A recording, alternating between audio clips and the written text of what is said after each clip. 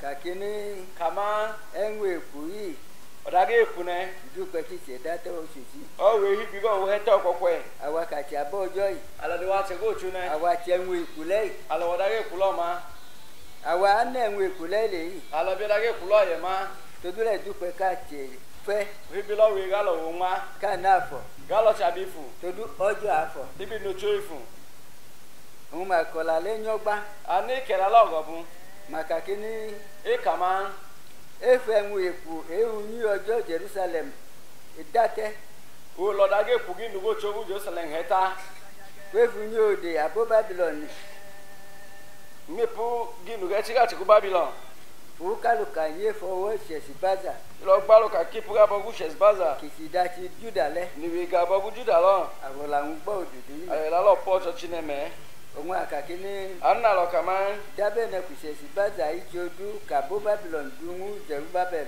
ole baba nu Shesbaza na wiye na chiku Babylon jidu Zerubabel alaka odudu du alo ga ko cho chinedu kakini kama odule iye lo abo Israel ati Israel kumachi abo joy ni wa che go chune ma je tu du kuma dodu Shesbaza yi ito te bigi hiye bu Shesbaza na no chai Zerubabel chai Zerubabel en kisiku dabiwe mi oda ne anu chakucho ebenene tukakini awo kama ojilewa ene higalo imachi aneme min ogi wa jega ebene anewa ega jegalo kumabiwa omoyi ni malo ebone ojile amoma kumabi omo ene higai ni ma ebo odu ode mama du nwa mama awon mama yi yege chi o pagwa ni jeja ewa ebo wa dabe na ko du ode makuma doko ogba lebiye ge chi gwa ni kama ogba abeku ibaku ama ibaku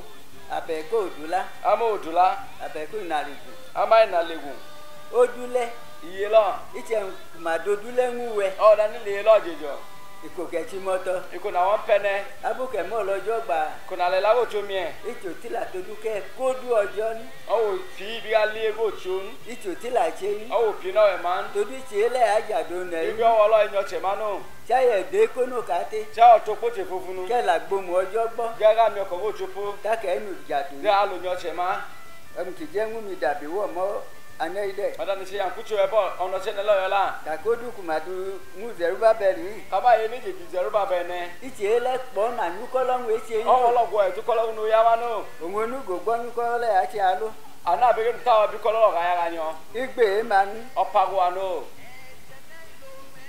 onwu anei ano no che ne ateni kan ogo la nwu po ala to ka lo cha mela gunu po todo olanwu dogba aluta ibe la gunu yo bu ganyo we onwu maka mo kakini ani ke bo kaman onwu Zerubabel yi anu Zerubabel ne ebuko che wa ke ala ki po ko che mene onwu Zerubabel yi chomo gba anu Zerubabel ne wo igo bu ichomo gba shete o wo igo bu shete kichomo gba Jehovah yat ni wo igo bu Jeho yachin ingoko Jokonaya ni ja he o kaman je konaya oduku makaluka emimu ai ye ni gbalo ka ke mene jalo ne matene toduku majenwu ama oda idoko o che jalo je kama kakini galo je kaman ohun Zerubabel yi Zerubabel ne defu gbe David o ipu good utu ko ko ni o ipu ge do bu David kineke jonu ni galo chegila ama iche ona ele iduyin ama o halo no je manu ohun majenwu atoduka nya gotakada Matthew oji ka o megweji ani che jalo bi galo yo kra tugu matu ko yo ni gwepa ka ngo maluke ngude ikole galo jabo dale ikolo takada Matthew oji ka kwe oyi o megweji o igwepa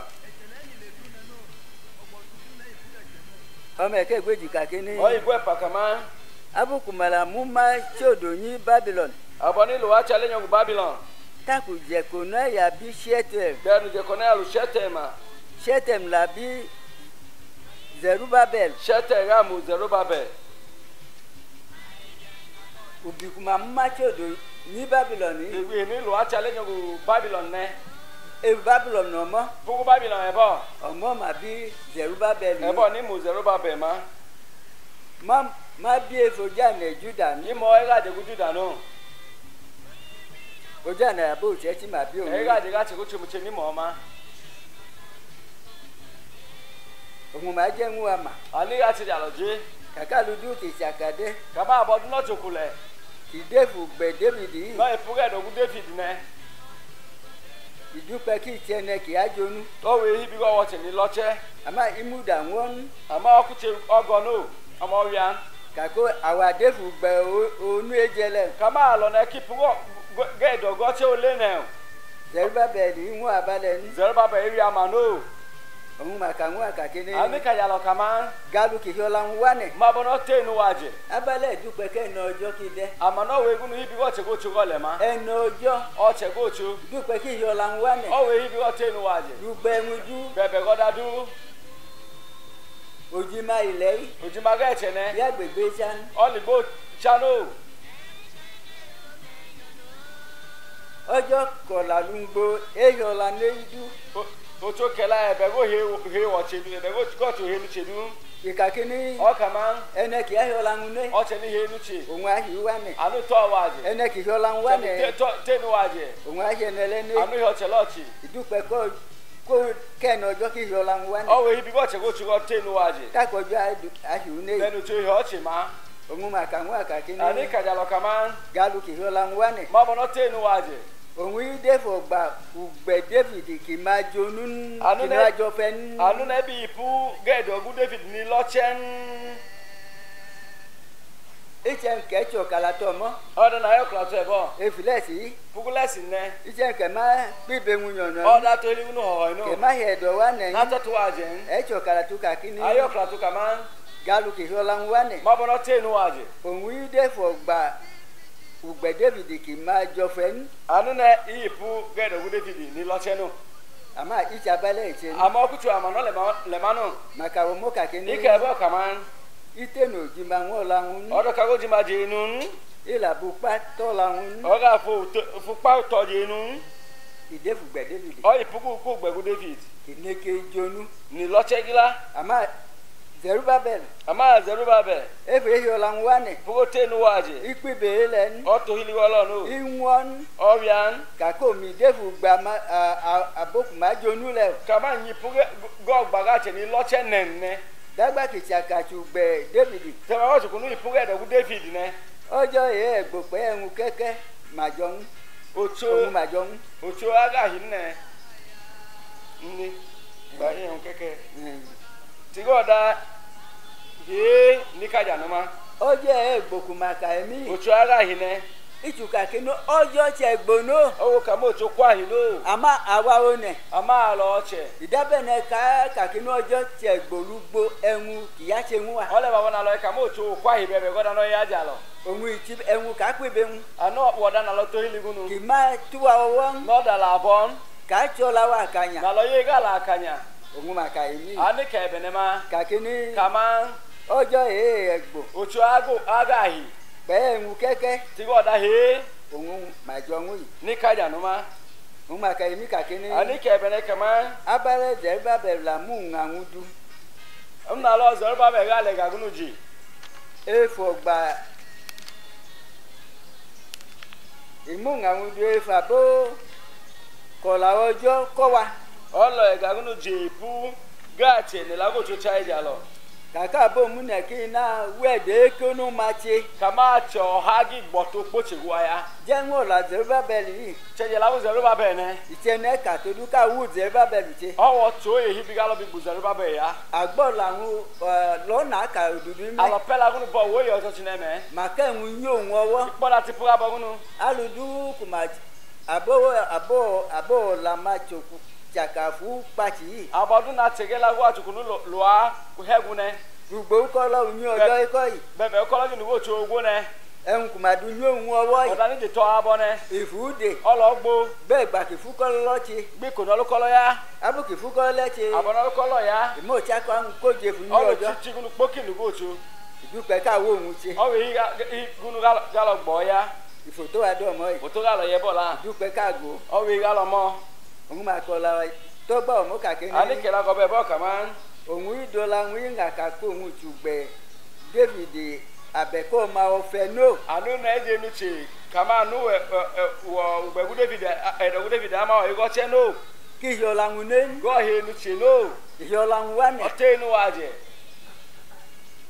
Ìdúpẹ́ káwọ́lì. o we ibi galo gbo ya Ẹ̀hún wọ́lì ìdú tó gbá wa yìí. olugba ya no de to bu galo ma Tòdí káwọ́lì òun. ibi galo gbo ya Abálẹ̀ ìdúpẹ́ káwọ́lì àbẹ́gẹ́nẹlẹ́. nna lo we ibi galo gba che iwu lo ya Òun máa bọ̀ tákàdá Hebrew tó mọ́ ani wọn. fopo hibu te bo jalo Tòdú káàgó. ibi galo mo Alùkì dúpẹ́ káàtì. abo no we igunu galo ya Bá àbókù màtí àmẹnu tó gbá. tiga ti ni wa so to bu Hebrew ó jẹ́ kẹ́gbẹ́ta. hebrew ko igweta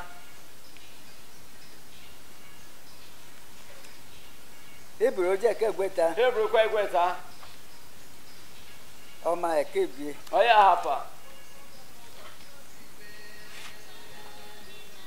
Ó jẹ́ kẹ́gbẹ́ta ọmọ ẹ̀kẹ́bíye.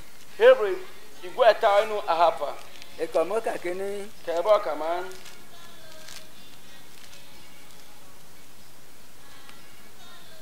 Mẹ́nà líbe kàdó àmẹnu tó gbá mẹ́. abilo hili kwa to to bu ga Òun ìjàbókù máa kọ̀lọ́jọ́ ń mẹ́. anu wa che ni kela go to Ń dia mẹ́lẹ̀. lo Mẹ́nà àfẹ́júgò ẹ̀hún kojí ẹ̀hún alùkẹ́hún alùkojí ẹ̀hún kò máa ṣe efìlẹ́ yìí dẹ́. abili pe dabo ni ko egoda ni ya ipuga chenele Lálẹ́ kú mẹ́ wẹ́ẹ̀dẹ́ kó ní o máa ṣe. ali pe do ye hibi ga bi gboto ko chegwa ya Ẹ̀hún màkàwọ́ ẹ̀mí lẹ́dẹ̀. dani kajale benelo yo la Ẹnu tó gbọ́ ọ̀mẹ̀mẹ̀lẹ̀ yìí. to bo lo la ne Ìdúpẹ́ ká wẹ́ẹ̀dẹ́ kó ní o ṣe. o we igunu hibi ga lo gboto ko chegunu ya Àwọn ọgọ́ ọmọ ẹ̀kẹ́gbẹ́ bíi. alo cha yo to igwa hapa Ọmọ ẹ̀kẹ́gbẹ́ bíi lẹ́kàkẹ́ ní. e igwa hapa lo kaman Mẹ́nà àgbọ̀là mẹ́nu tó gbá mẹ́ gbọ́. abi mi la ga to bu ga po Mẹ́kì ìlà gbọ́wọ́ ẹ̀ lọ́hún má. awo ga mi aboga hijua Todú màjá gbẹ́kẹ̀ àdìdè todú onúgò mẹ́. o hibi ka bi le ko chega bi bo hibi ga ne be chega Abúkà máa tí ó lé ẹ̀hún jọ.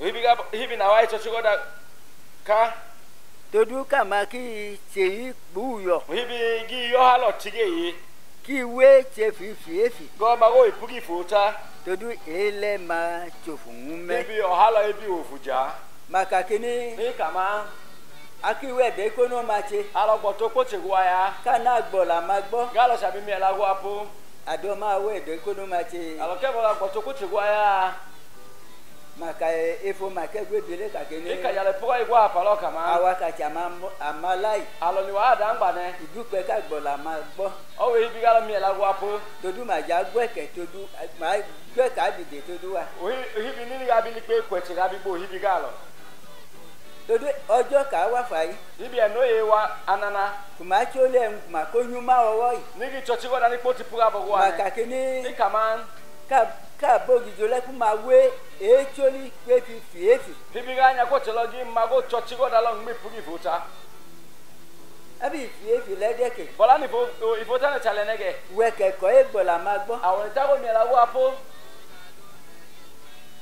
Alùkù déjú máa dẹ́ ilẹ̀ yìí. abonu ye go alele chene Kùmá mọ́ la máa cháká kó wọ́n jọ́. ile wa titi po kajo cho Kùmá dọ́ la máa tẹ́ agbórígbó kù Ìjẹ́ tó wa dúró tá- ìjẹ́jà búdọ̀ ndú. ni je wa ta ha jo ti fi on gba hibi go je gi gugo ndu Òun wẹ̀kẹ̀ tí amálá ọjọ́ yìí. anna woni wa da ngba go cho ne Ẹ̀kọ́ égbò mà bógijó gbọ́. ta go mi ko ga nya ko chepo Ẹ̀gbà kùmá ń yún atsólì. ko ni ga chochi ne Màkà kíní. ni kama Ah! aya Èé nẹ́yìn. ago chene Àti àkànyàgbẹ́ alo o. ya kan ya gba un Táàkì má jẹ́ gbọ́ngún keno ní. so po ja no ma un Òun màkà kíní. ani kama Má tí ó lè fìfì gbó. i chochi pugi fota ko Àmà e èélẹ̀ àtsòfò ń amo mẹ́. olo kucho wo fuja Ọjọ́ kí pọ̀ nà èélẹ̀ ẹ̀ ṣe ń wà. ochogo gwo we go halo ya jalo Àmà àná àgbọ̀là máa gbọ́. ama alo bi mi la go apo Afọlá kàmì fi tẹ́ngà bógijó. alo le ga lo puta cho ja nya ko chi Ọjọ́ kọ́ má jọ mọ́ òhò lò. so po akebo titi no Wẹ̀kẹ̀ tsogijó. awon ni onya ko che Abẹ́ ti kú jọjá búdọ̀ wẹ̀. abola na ga ya ti go je gi gugo ndu go Kìdé fe wò wẹ̀. no ha ni po lo wo Ẹ̀dọ́ mẹ́ẹ̀tsẹ̀ ń kù jẹjúlẹ̀ awọ́lí ń. ayebo ayo da no je na igbo ya Ẹnkìtì kà ẹnukutsẹ lẹ dibe nwa bogizo lede oda ni anu te olodo hili nyanya ko chelo yola ikakini mo kama me na deju to la me ale ohili kwe aje ete iga to den ibi godi to de gba ma nya chole ojo na ohibi geti na aga ichochile no gochi ohun ikakini ano kama me na deju to la me ale kwe iga ma ngodo lo mu ne wa na emi icha bi lo hawa je bene la kuma duwa na eju kakini ela ni bi aje bene kama e la dupe ki ko la nwedo abo yin ni oha na we go bi kera totu ga cheginche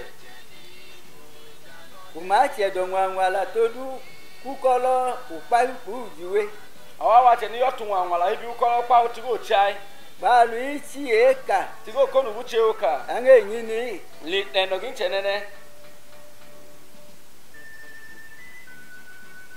olomu ne ngoma ngodwa emi elo hani chabi ebene ma kini e kama olanwule elagunu lo dupe ki kolanwa o we go kela jalo ohun chawa abedo ekenu yin anu ni wala ti ko to poche ginche ka che do nwa la ni yotu nwa lugbo ukolo pa bebe ukolo payu ujuwe tigo chai balu ichi eka tigo konu buche oka anga yin ni anga ko ye hola ko ni ga chai linche ne ola ichi eka yi ela buche oka ne anwo kapo alo cha kapo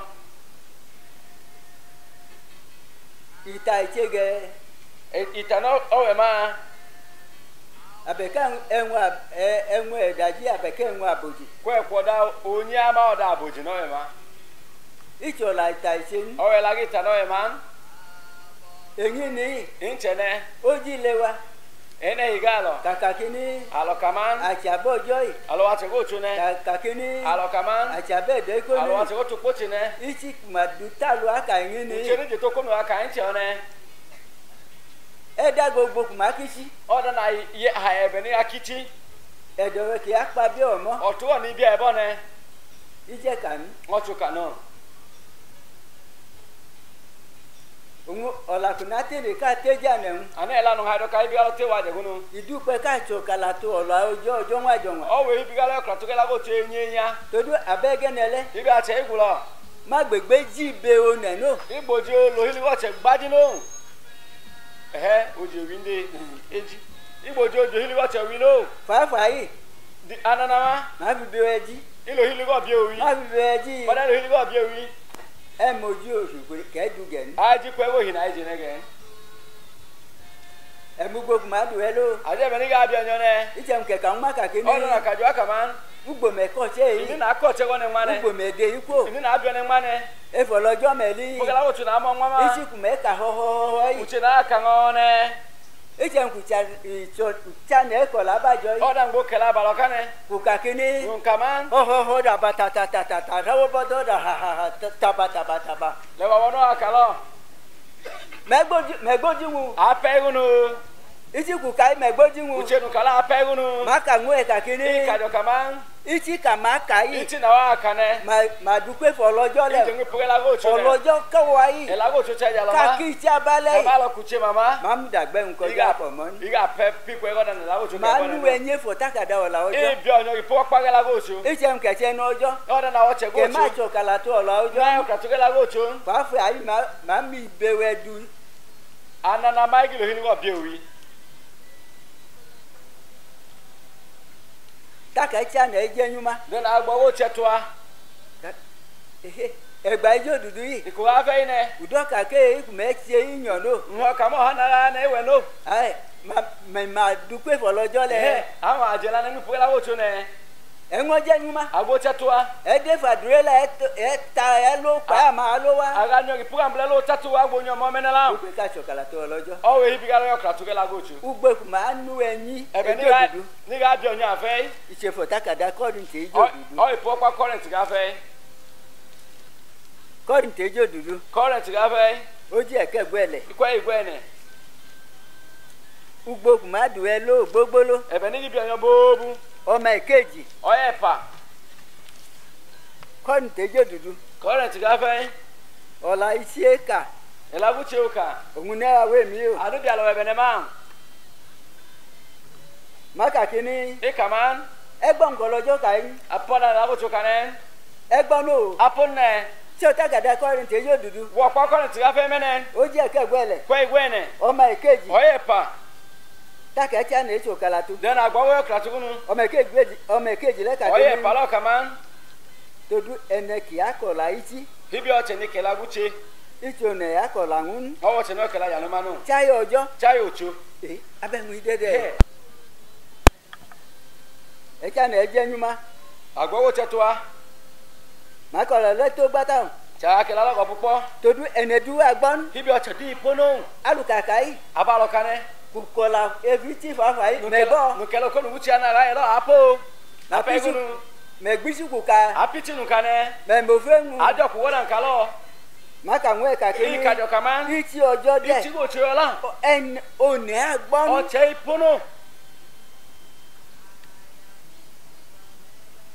ìlàkọ̀la ẹ̀hún àfíìlì èèfàfù iti lo kanega kela go do toto ago ẹ̀hún kò máa ẹ̀ka ń wẹ̀ lẹ́dẹ̀ rani kajo afa lo yola káàkiri ẹ̀ka kó ya sùsù kame he okoko ifa ìdọ́kà kú màá kà òwò ti lẹ̀ kamara katiti na màá dúpẹ́ fọlọ́jọ́ lẹ̀ ima di mi pugela go chune má mojú wọn ipe egunu no má mẹjẹ ń kọjá kà ẹ̀mí ipe ge oda ni lago cho ke bene no má gbọ́ nù ipe egunu no ele fẹ̀dẹ̀ nyọ̀kù má kà ẹ̀mí higo peto ni akebe ne má gbójú wọn ipe egunu no màmá gbójú wọn gi ipe egunu ne màmá kabalẹ̀ ní ibi kama no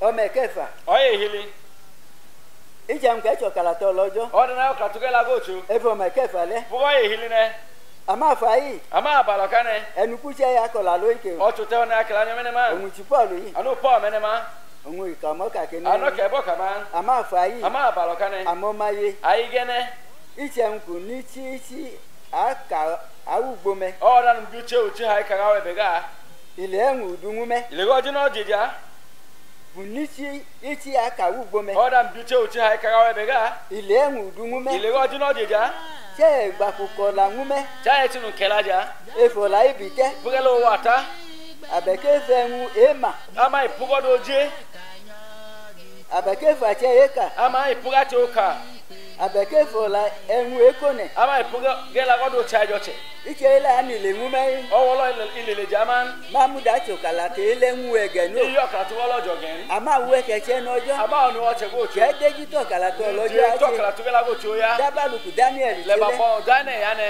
daniel ó jẹ́ kẹ́la dane kwa hane ọmọ aka oyi noye ìkàkíní okay bo kaman òfò tákàdá ọ̀lọ́ ọjọ́gò lopa opagela go chu ma táàkì málùkà alùkù jerusalem àtsàlà tsẹ kàdé yìí de no lalu kaga gi hainu jerusalem ga pia la che ko jine do loje táàkì tsànà èkó kúkú nyànà àtsàdù àwọn do ọjọ́ go ilẹ̀ poku wo kwaje go boya do ajo chu ma dúpẹ́ káwa kàtsà bọ́ ọjọ́ o we ga lo ni wa che go chu ne kàdé fàdúrà ètò rẹ̀ gbàdú galo ipuga do ya ikodu todo àbólẹ́ kóòdù fún mẹ́m ohibi ate kalo ngma be che me abuka ìkòyí tiẹ̀ ní ìkòyí abo ni ko na waka na liko iko ne alo tó ma ẹ̀kẹ́ la alo go pugo ya hane alùkò tẹ́fọ̀ ọmọ ẹ̀kẹ́ la alo to bli wa ya hane ọmọ ẹ̀kẹ́ la kàkíní wa ya hane kama abalẹ̀ àmẹ́dẹ́ lè fi tí èékà lẹ́gẹ̀ nna lo amana le ipugi chi o kala oduma ge ìtsẹ̀hún kì má dọ̀la tẹ́ pèyìn o da no de la ta pain abo ní alẹ́ kì yá ma ẹ̀hún kù má kàlẹ́ o abla no te yele no ije o da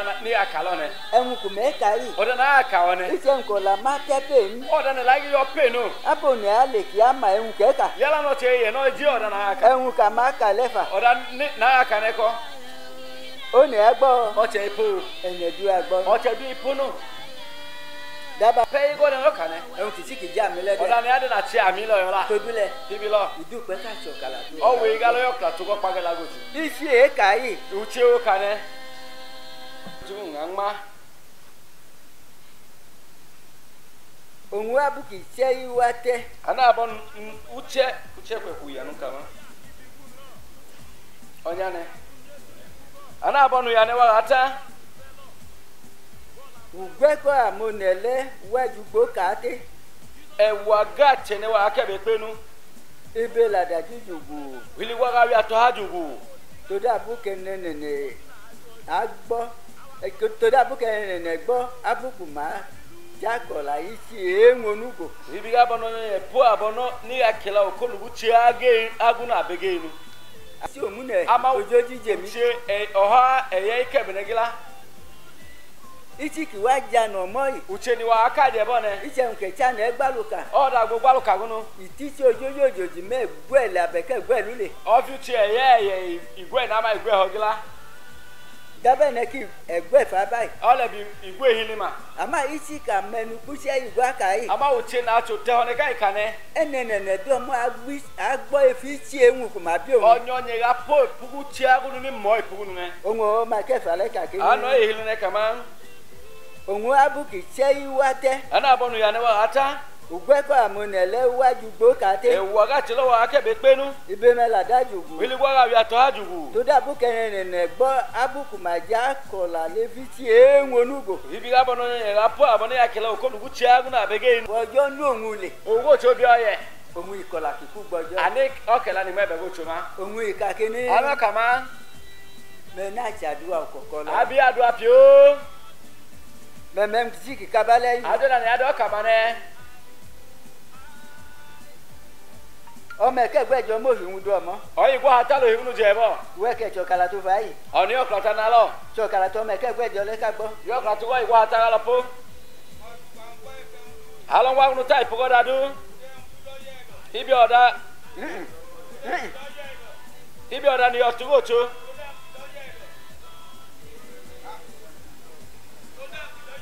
ibi oda ni otugocho ipu Christ Jesus ge ipu Christ Jesus jalo yola enu ku je ka kini oto te hone kaman en ki chi ka ohun ka kini oda ni adenu kaman o ne ki chadua okokolo yi o te go ya adu apio lo adua eche yi adu oya ne ikakini o kama o me ke gbejo mo hin du o igwa hatalo hinu ji me fu gba wọn gba ife wọn du halon wa unu type go dadu ti eyan kwa go ho te bi na wu ko we ke che nojo awon ni yi wo te go chu du ne ka wọn jo jo ka jo dagba iyan te ba go ho dagba ibi te ba go ene lambi chadua wọn jo ya adu ajocho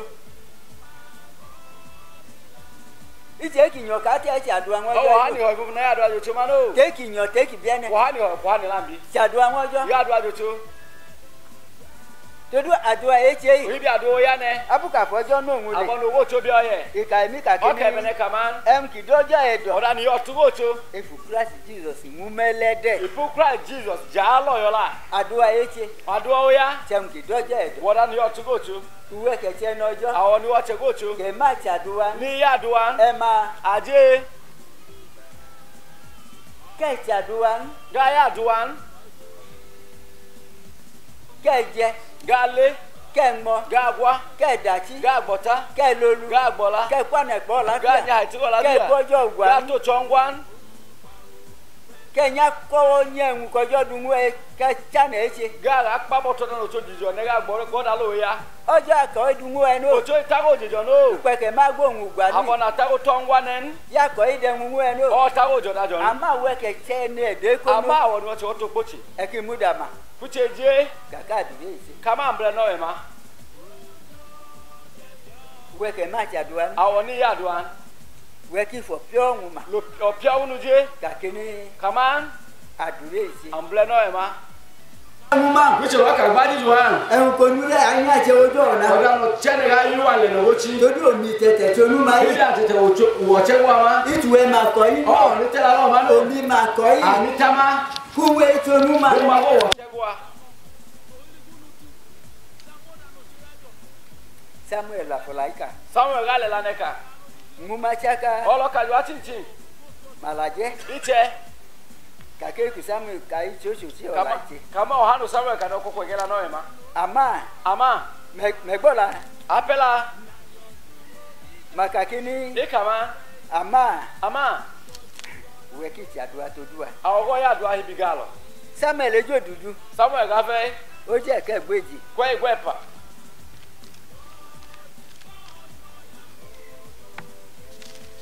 ugbo kakakini ebe na lo kaman ichem ke ma chadua o da na ya duan maka dure chele je kamble no e mane Samuel ejo dudu Samuel ga fe o ji ke gbeji kwe igwepa ọmọ ogun yọ mẹ́ta o huleta òun samuel kan má kàkíní anu samuel kadua kama àti àná kàlàtú mẹ́rin alabo kratu men ọmọ ogun yéké mẹ́ta o huleta ànúbì lẹ́gẹ̀ igbi igologe ibẹ̀ ẹ̀hún kìdọ́jẹ́ ẹ̀dọ̀ oda ni otugochu ṣàdúrà ẹ̀ṣẹ̀ wadua oya dúpẹ́ káwa kàtì àbọ̀ ọjọ́ o we galo ni wa ti gochu akídàdúrà ti bá ní alojadua togun no akídùtù ìbánu alojadua ya ti togun no agbóyàdúrà ẹ̀ṣẹ̀ alotawo bi aduo ya kan ali alomo daniel daine agbọ́ làwọn ìgbó kàlẹ́ mẹ́ alopela woni ko ira eme tẹnẹkì àṣàdúrà mo wa ni ya adua nehemaya nehemia tẹnẹkì àṣàdúrà wo to ya adua màwọn mọ́ọ̀nù òbílẹ̀ kàdútẹ́ ń wá ichi alo chenye be taja lopo òun ti hànà anu ha na ma kì í ṣe agájẹlẹ ni wodo manema èsì àdúrà kì í ṣe àdúrà o wọn ya adua no ya adua yoto todo ọmọ kì má nẹnu we bi wa ino len báyẹ̀ ẹ̀hún ọjọ́ kì í dún ọmọ apábíà ti yìí go da go to ni ebo ga bia ne òun ìjẹ́wọ̀n ẹ̀dọ̀ ń pabíà anu tàbálẹ̀ che tu no bia fema iyú gbẹnu òmùnà o náà ke be go to hano amẹ́kùnmẹ́ ẹ̀yìn ó kọ àdúrà gbọ́ òmùnà ojójì ani go na adua ebe ho eye ine hànà tí onú òbílẹ̀ dábàá mẹ́yìn ana wo ti ni abama ugbọ ẹ̀nà ìlú ebe go nye no yo unyi ọjọ́ inugo ocho ọmọ ìlú yìí ebe ono ga ma àti ògìjọ kì í ṣe àtàmà ògìjọ yìí o ada ya kwachi ni obochi onya kwachi ne kì í dú èlù unyi ọjọ́ ọmọ yìí ni ya de pugi nugo ocho ebe òun ne tí èlà yìí náà anu we lai ma ìtòwò hànàdọ̀ làwọn tẹ́wọ́ yìí náà o wa nunu ha na bia la nunu ke be nu ma no ẹ wá gbogbo lókè wá o wa nu ha na wa gbolo ń gbọ́jọ́ ìlú yìí ebe go ocho no ga ma ìjà ní èsì àdúrà ogbo ya adua ọ̀là kì í àkà yìí ela no aka ne ìlà yìí nèké bọ́n ila ipogila ìlà ìdè dọ́kà ọtẹ́ mọ́nà òbílẹ̀ yìí ela yo ka me eje kwachi nya ne ma òun ìdẹ́júrú ana pe ito ìkọlà ń wéwèé o pàrọ̀ kele ya ni pu pa pa kàkíní kaman onú òbílẹ̀ yìí o chenya ne mọ́ tẹ́wẹ̀ dùtìyàn le je go ne bie tonu ẹgbà kìfàdúrà ń ṣe pa e so la do awun ya ko e ìkàkíní o kama àtàyè ada àyà aya ìṣọ̀tẹ́ máa dúwẹ̀ inú o we eje kwachi go ne ma no ẹ̀dọ̀ dúdú wá dùdàjà nà ó gbọ́ ọjọ́ mi ọtún ló bí ń bí apia kájọ búkọ tsogun máa abẹ́là ìkà àbúrò ní láìka ìkàkíní ọkà máa ọjọ́ kí dabalẹ̀ ń wọ ìkẹ̀tì yìí òtúkọ ìyá gọ́ọ̀tsẹ̀ gọ́ọ̀lẹ̀jọ tẹ ìyá ìbànàbànà mẹ́rin ọjọ́ làdọ́ máa lẹ́nu òtúkọ àlọ́ yìí lọ́ọ́ bí ìjànú ọmọ kìdúnwó yìí ọ̀yìn náà jànú nẹ ìlàtí ọmọ ọ̀mẹ̀mẹ̀ ọkà wọ̀ọ́yọ̀ ọ̀lọ́la tòdúlẹ̀ ibi tọ̀là yìí ṣe é kà wẹ̀lágù tse o kà ìpọ̀rọ̀ jàbàlà abàjọ́ yìí nìfíà kàtà káyè púrẹ̀ tse balọ̀ kánẹ màá fi bẹ àmúni jí nígbà lóyìnlí ká tse wí kó hìlí ká tse wí nẹ. òun máa kàwọn àyèmí a ní àkàjà lẹ̀ bẹ̀nẹ̀ ma tòdúkà rábèé lẹ́tẹ́ ibi ká lọ ní ọ̀hún àkàlọ̀ ta ìtùpọ̀ ìwà ìṣẹ́nu ọ̀hún ìgbé ká lọ náà yẹ ma àwọn akàtsà bọ́ọ̀jọ́ yìí alọ ni wa tse kó tso nẹ ìdúpẹ́ káàtì tẹ̀mẹ́rà ló bọ́nà máa ń ọ̀hún ká lọ tó túbọ̀ kó pìlú wa nù anara bo ẹ̀hún máa yí tẹ́ alọ ní ọ̀dà wa nẹ sa timothy ejò dúdú timothy ká fẹ́ ó jẹ́ kẹfà kọ́ ẹ̀ hìlì ọmọ ẹ̀kẹ́ gbáka ọ̀hún ìgbólóyè ẹnẹ̀lí ọ̀nyẹ̀mọ́ ẹnẹ kìlíkì bí wá ti ọ̀tsẹ̀ mọ́kọ́ bá lọ ya.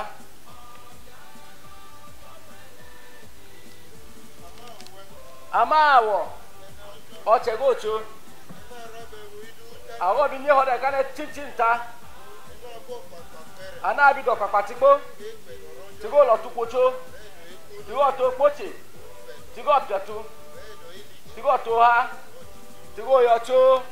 ẹgbẹ́ òun kọ̀tẹ́gẹ̀dẹ̀ ọlọ́jà kàn wá yìí àpọ́dà dọ̀ kpagala ó tso akadza lọ nẹ ìka kíní ọkà ma wẹ nọjọ awọ ọ̀tsẹ̀ kó tso ẹ̀hún kì má yàn ní ọ̀dà ní họ inú nẹ wẹ kí rábẹ̀hún ní dúdẹ́ ọ̀dà ká lọ títí ta ẹ̀hún kì dúpẹ́ kẹ́gbọ́nyún ọ̀dà ìwé ká làbọ̀ bíọ́ nẹ tsọ pàpà ọ̀pàpà ẹ̀hún tsọ pàpà ọjọ́ ọ̀pàpà ọjọ́ tsọ pàpà otu ọ̀pàpà ẹ̀hún tsùfẹ́ dọ̀ ọjọ́ ọ̀pẹ̀tu ọjọ́ tsùfẹ́ dọ̀ otu yìí ọ̀pẹ̀tu ẹnẹ ẹ̀kẹ́ dọ̀nù ọ̀nyẹ̀ akpọ́tutsọ ẹnẹ ẹ̀kẹ́ dọ̀nù ọ̀nyẹ̀ akpọ́tutsọ kí á jẹ́ ńwójú ẹ kí dọ́ọ̀mù gbégbé ìtsẹ̀ lẹ̀ yìí pé kọ́kọ́ yẹ bọ̀ kó gbégbá ẹ̀tsẹ̀ nẹ òun tsọjọ́ yìí ànú wò tso nẹ ma òun máa kà kíní àní kàmá wẹ kí rábẹ̀hún dúdẹ́ àwọn ní ọ̀dà ká lẹ títí ta kẹlà gbọ́nyún pàpà gá táwọn bí ọ̀pàpà bú fẹ́ dọ̀ tìgó ọ̀pẹ̀tu ẹ bọ́ pẹ̀rẹ̀ màkà yìí dọ̀ ti kpó ní kàmá ẹ kì í tse yẹ̀yẹ̀ nù aya tso hima no ẹ kì í tse yẹ̀yẹ̀ nù aya hima màkà kíní ìkàmá bọ́ pẹ̀rẹ̀ bọ́ ti dọ̀ ti kpó ẹ màkà ń wá ọ̀dà ní lẹ́yìn kàdza ọlọ́yọ̀ la onwe aka emi kakini ani kajale bere kama iko enu makuma che ikogoda wani yane ichi makuma kai ichi wani kane pe enwe jojo pe enwe panu kuma che tigoda opa uni ya ichi kuma ka o wa ku cheni ka ika majaki sha mone gba gbogbo ya kiti atika popwe ama echi adua ama o ya adua ko ga kita pa yi o ti ro pe ine abe bobojo mo ati o ke bo ma wo kadua iwo na adua ma jo oṣù mẹ́ta ilo yeta ọ̀gá ma ta pa o ti wa pe yi abe bobo ma jo mo ati o ke bo oṣù mẹ́fà oye hili abe ko do oduku ama iha odonkulu abo mu ne jo mo ati o ke bo ma jo mo ike bo gbogbo ọjọ́ mẹ́ta oduku gbogbo iha eta odonkulu ọ̀gá ma da lu kide o ti wa la abonole eneka o to ye maka un ka kini ikanu kama iche ọ̀gá eju acho yi ipe o te ri pe gado ma onwe enele ka un ka kini ano chelo kanu kama iche un keke dono odo na patuchi ka kini kama ọ̀gá we ya ta pa o ti ro na ipe iche un ma tu we ni odo elo kado ka kini kama abe gbo yin ni abola na ponche ka kini akama ka kini kama ìcheche mẹ obo me ìcheche mẹ tẹgbẹ yóò dùkú alẹ́ ẹ̀lẹ́ kama kai oho fi kunu wa fe ilo eji ẹ̀nẹ́rẹ́ dọ́ máa pọ̀ fún alóbi ó ipe go chelo ye bo atera nya pio bẹ́ẹ̀ gbàkìdà bí wúnyí pa eje pọ̀ fún bi kunu ku ti wole tri pe o cha ikọ̀ amẹnukúṣẹ́lẹ̀ hàn ikura o te hone ko abẹ́kí ikọ̀ ondu àjíṣẹ́ ama iko ndu ga Jesus Christ ne ẹnẹ kì í ṣe afẹ́jú kùmà bí wílẹ̀ pẹ́ẹ́fì wílẹ̀ o te ni o che ni mo mu po eche abúkìdé pé ondu jíṣẹ́ abonoja ti o ndu Jesus ìṣe ń kọ èbùtù kà rí dám tẹ́jú ẹ̀ o da na o ebuto he ma o e no lo ye bo ipe kì í dá tẹ́jú ẹ̀ no ni he go ipe eju àti àkànyà okay odo to kunu ebuto he ma go ipe ma ipe yo akanya àmà ondu jíṣẹ́ ti ama ndu Jesus abúkìdé pé ẹnẹlẹ́ abonoja ti o chelo ne ìfitọ́ tọ́jà ni ola he takade ìmúdu champion ola he lo be pionto ìmúdu kúrẹ́jú olo bi ẹnẹlẹ́ nyo ipe ìkàwọn kàkiri o kama lókè fún gbẹ̀kẹ́ nyo ga lo na mene ẹnẹlẹ́ kẹ̀dọ̀nù o chelo kwatuche ilé oye abúkìyàn fún gbẹ̀ yìí abono ye gali pe lo ọlọ́jọ́ kàkiri ani la o cho kama ẹ dàbí wá o kuche wa gunu ìṣànà ẹ̀gà ni ogbogun bebe ẹ̀rẹ̀ lẹ́lẹ̀ ipi polo ne ọkọ mọ ònú ìlú ije mla no cheloji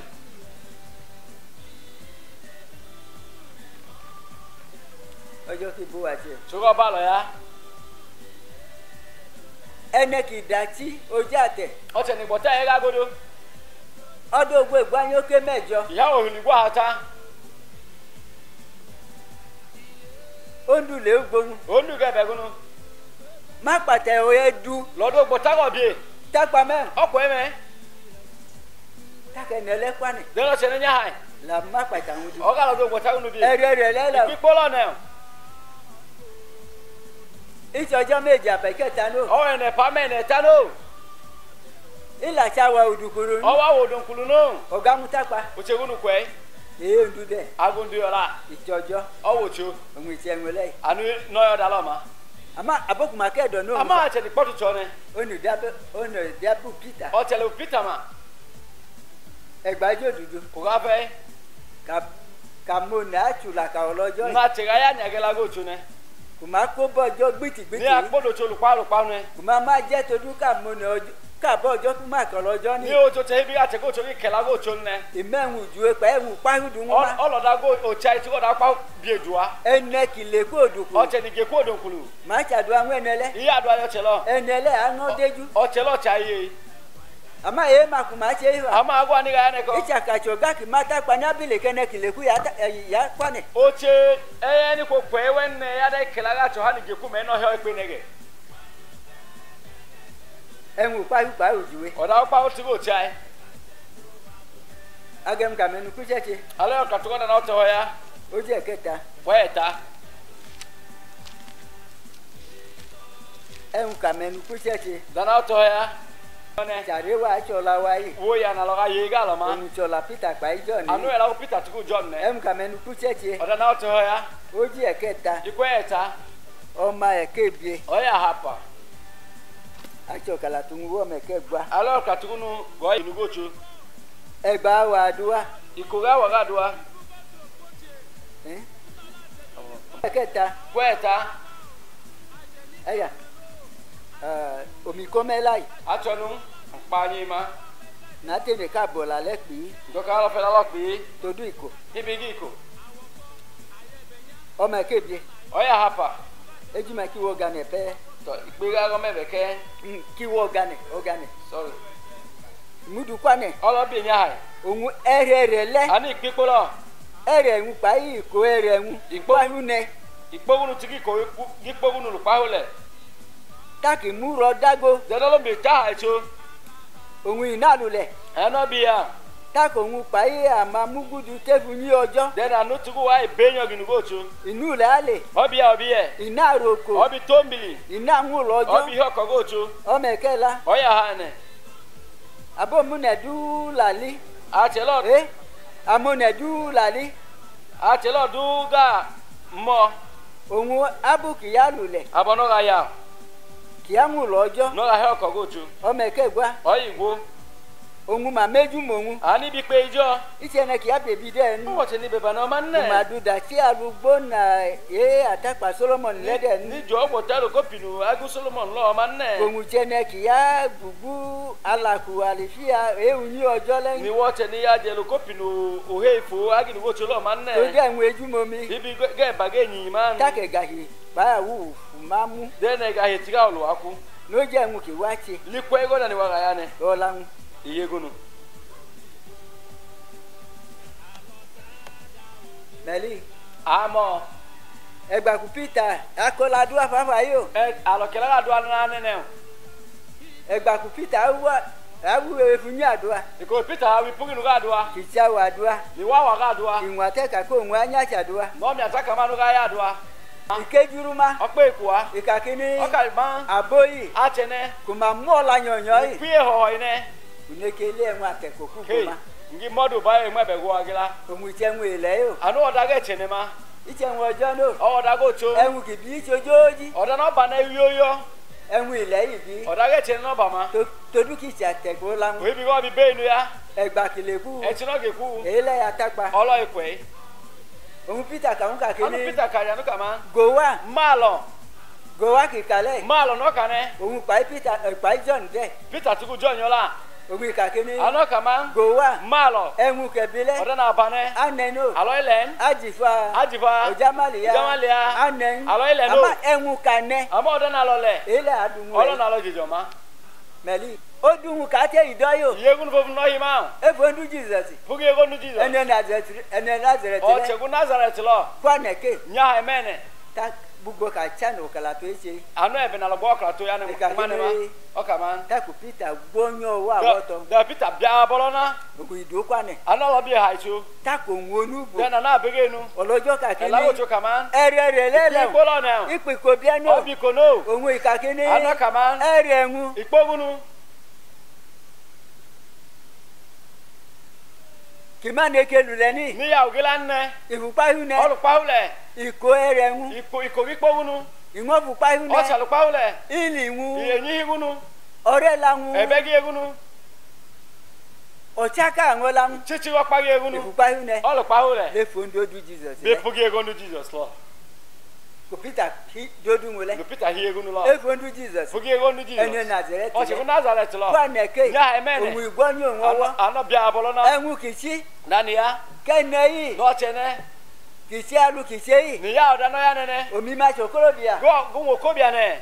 maru oko Obi le lo mi lo ta ne. alu kene iro ko yi Abono chele tombili ne. todi iwe eju Obi nana ojo ipe ne ne. enkojo chenwu yi Oda no tu ya janu ne. iwo nwe eju Ojo taba ipe fiamu. ingore we enwu ki bi po O cha ya goda no ba ne po.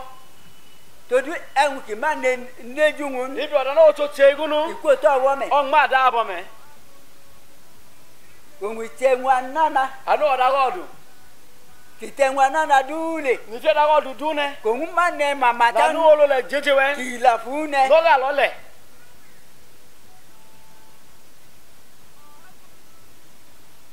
ojo ki bu wa che Sugo ba lo ya. ule ile Iya one. ba bo ojo Tiga chego tu. ule wa yi Iya one. ìṣẹ́nu parí tabalẹ̀ Olu pa o fiamu. àmọ́ ama ane seju poloke ala bi egbolo mene togu ategu pame bibi alo chotu ko eme eki bobo yi oni hoyi ne ti agboruke o wo pe mene agboru yi wo pe ne omuche na kanya tole anula kan ya fiema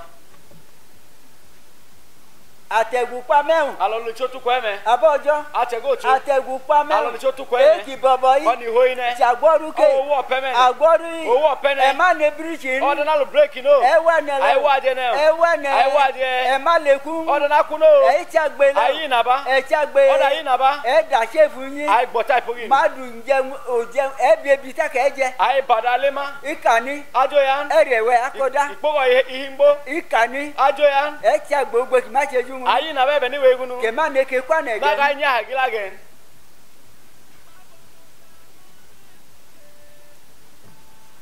ategu pame alo cho tu ko eme eki bobo yi oni hoyi ne ti agboru o wo pe mene ene to bliki we onye o break go keke dono na kpatu cho kakini na kpatu cho kama agboru mi o wo pe gun ne ya ne mi ye ogi bi ye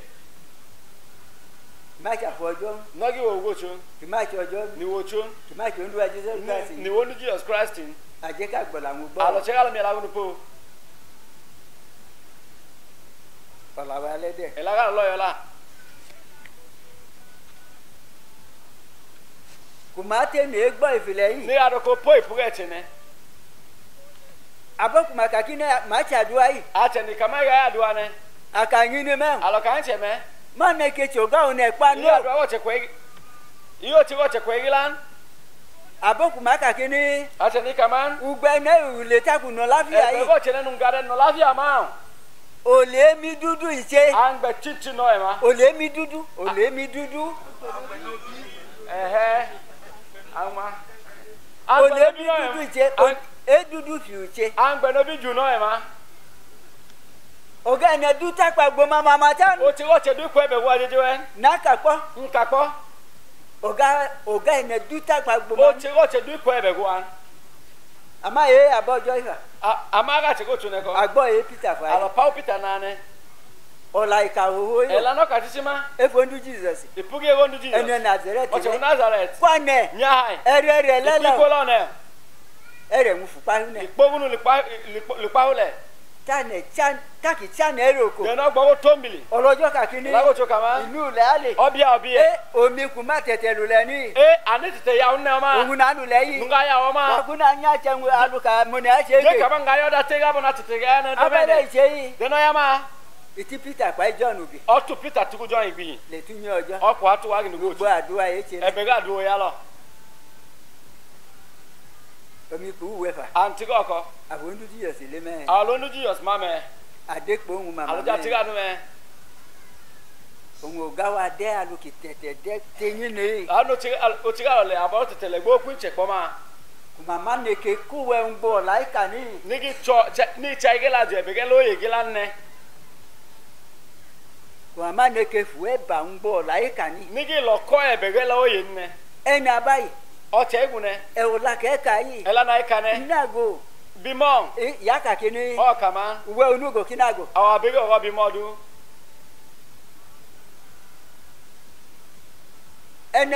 eneki adugbedo nwe to duke ki me du to na le o che ni ga jo to je jo hibi lo ku to we ne onwe ka kini ana ka nu kama uwe onugo kinago awa be go bimo du edekpo ndu Jesus yi aja ti go nu Jesus e maka ko ga ise aje ka mo chi no e ma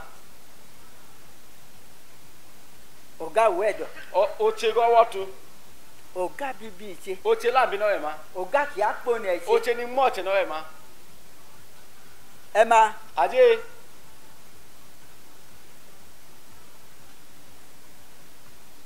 en ki pe belu yi ola ni membe ne en du pa yi o jo mo ne iti wedon o wotu ko ma yin wedo ru no ige ne no wotu ka mu nu imudu pa yi ano lo bi mo man ma weba iloko ngbo e wedo ebe go wotu eje gban atemie e la ka ke che mojo aga ka ba o che go tu ondu Jesus Christ onu Jesus Christ. efo takada Filipai Po kwa Philippi. akanwa akake Ika yalo kaman. ibe kidefu wa Ohili ni ipugalo. tiche kidefu Christ Jesus God chawahani ipugu Christ Jesus. ewo David Christ Jesus Ago ipugu Christ Jesus. akanwa omoka ke Ika yalo kaman. enele Ochene. igbolagbo Omielapo. ekedo nomu Akpotucho. onwe ko igbolagbo Ana tawo mielapo ma. Alo kwa tipo kwa hibro sa chineme. enwa tefo ojo kideju Omi atipu gabo go choni ye. yaba irole Otupo na. ojo abuwa ironu Ocho ta lo po. dupe ka gbola mu O we gala miela gunupo. ola Peter lepo Ela o Peter lo po. lugbo oga eche pa Bebe go chori akwe. Peter ngo chukolo awu Peter chari kologa o. ekeji kagbo O me pana lo chapo. elecheji kate echen Olo e pa fofun no e man. ama Ama ngo cho mu ne po o cha yo hapo. em ka menu kuche che oje kela Oda na to he kwa ha ne.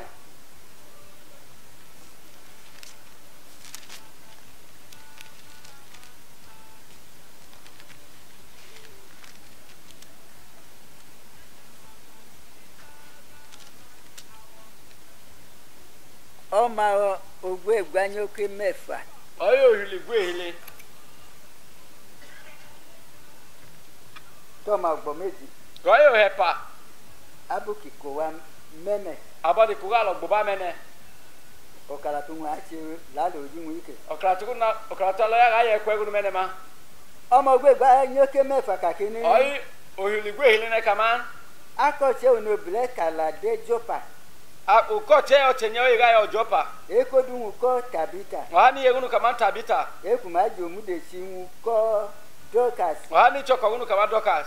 onobile leche ko ngukolo enyo eche O chenye ne wo momu jukolo hoyo ya. baye jumomi eli Tige yin yo ma.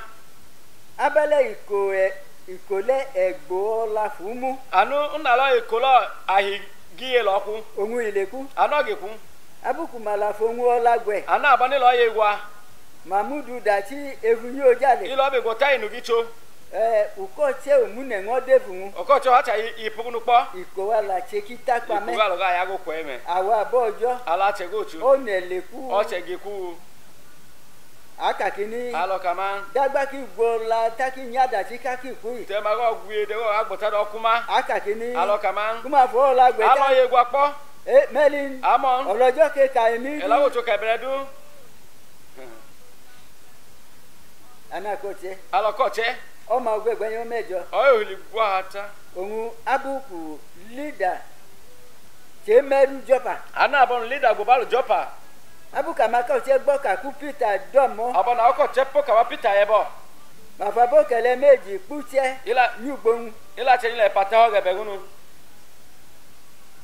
magbọkọbọ kí ìwé chẹdù Igbokoto ibi go mago yedu. ewu gboma Go mago yedu go webe ọmọ go. ogbegbe yan mẹ́la Oyo hili gwa hane. tapu Peter kwane Dan Peter nya hai. lebuma Yetuwa. ohun abukile ọmọ Ana ba gebo.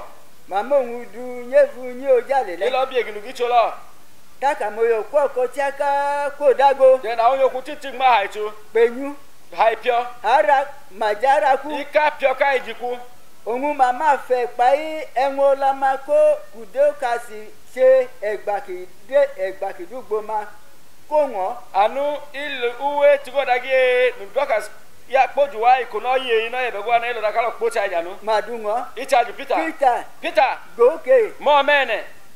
ọ̀jẹ̀kùjẹ ọ̀nálẹ̀ Ona nlenene. dókàsì dùnmùmù mi o Doka jumugunu ja maun. takù hòjẹ́ o Den kona maun. upòkù nẹ́yìn Opanu bione. òun ìdùnmù mi o Doka ja maun. ìjàkáyì Odoli poni one. òun ìdùnmù mi o Doka ja maun. ẹ̀wọ̀n abáyì Oda igunene. ẹ̀wọ̀n èkó abáyì Oda yeku igunene. dókàsì dùnmù mi Dókàsì nẹ. abóbilẹ̀ mẹ́jọ mi Achenya akebene. ọmọ ọgbọ́n méjì Oyo hepa. Peter múdà kó má jọ́dọ̀ dà cháká Peter kuchelu akpo gege tetinchi. tákì kó dànyéku àchàdùá Den on ma koku gbo ya doa. mẹ́gbọ́ Apo. Peter kó dànyéku On àchàdùá ma koku gbo ya doa. tákì múdà tó gbó okumule de no pie gebe go kugunu lo onwi kakini ano kama tabita kwane nyai onwi mejunchi ano le pegunu wa ene kikule o te ni kunene onwi mejunchi ano le pegunu wa takabuki fi Peter li da bol Peter ma iko gwane o ma ya de ene kikule o te ni kunene taku Peter mo won dungu da Peter la babunu bi janu onwi mudu kwane ano lo bi haitu taki faboki ya fo bayi amoyo poko dowa de no la te ni funeti a onyo kulo higwa onwi mudu ejungu dudago nguma ano lo ye egunu bi haitu juwa ere lele ipipolo na engengi ni la ti chene na ene kile kule o te ni ge kunene adua Peter che adu anu Peter ya ma ere lele ipipolo aboke kumenyu gbo mai ani gebe go ane enwu ma che nwu ojini aja didabe Peter ni le ba Peter na ikonyaruwa ikonye halo me todo ibore hibi o pinyi todo ka chenyane galo yokwe ama abuki konyaruwa abo ikonye halo me maka emi efuko che ka ke dika ebe poko chene kama afu chenyane ke halo ko telo ba bigali maka nwa ka ke dika yalo kama efo wo ne nya pu gabo nyegochi efe ngudu kumako nyowo bugo da duni potabo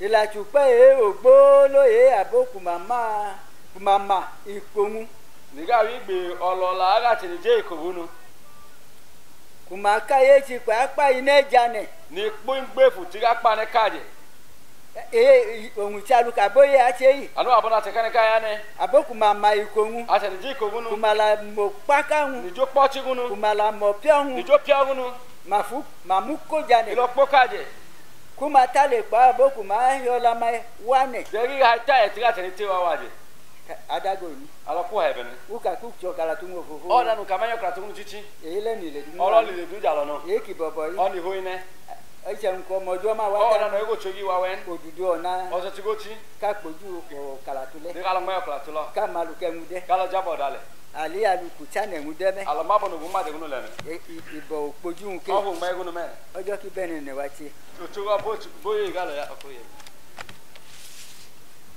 oya in ikakini enenwu de kakini o enwu choji ola ku po kakini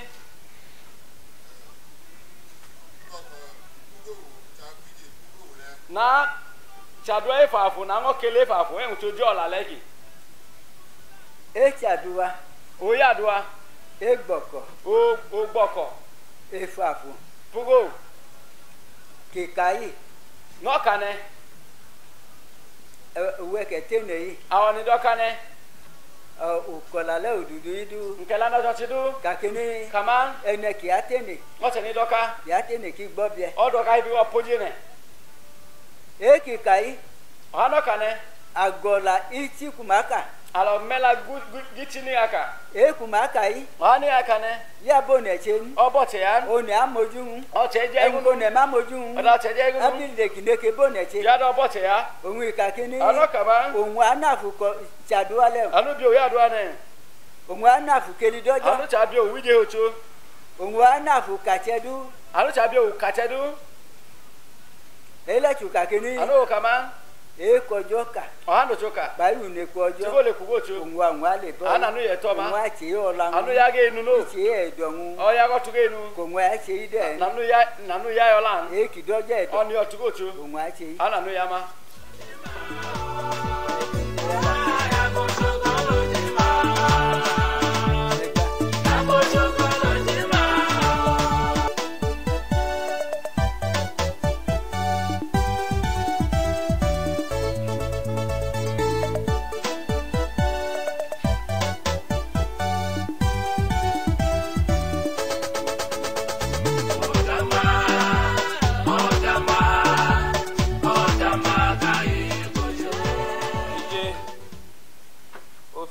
bache hili eta ele efa igala biela go cho ofugo da do go cho a che go fu ko no ba go cho nu ela lo ha che mo la ni ka igbo oi pa che mi pugi pugo bila bo go ha se la go cho ka biela go cho ni bia lojo we ka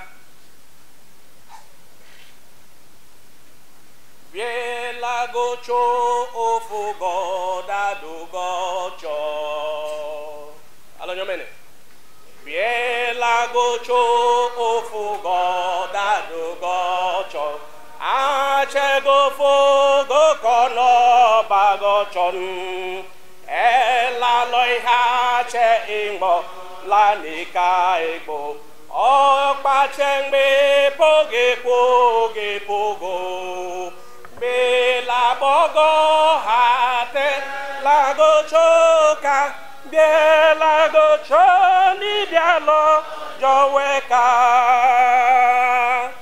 be la go cho awoda agbanjala o we la go ni ya che ta je o che do ko no go no gilan be te go hoi go no je wong min che be la bogo a te la go choka be la go cho ni bia lo jo we ka oi sai go we ja chen di ni go wu o ga bia jo we ge ma go wondu o wo po hele chega mbole o wo pa na nya kwo che gbolo cho be la bogo a te la go choka be la go cho ni bia lo jo we ka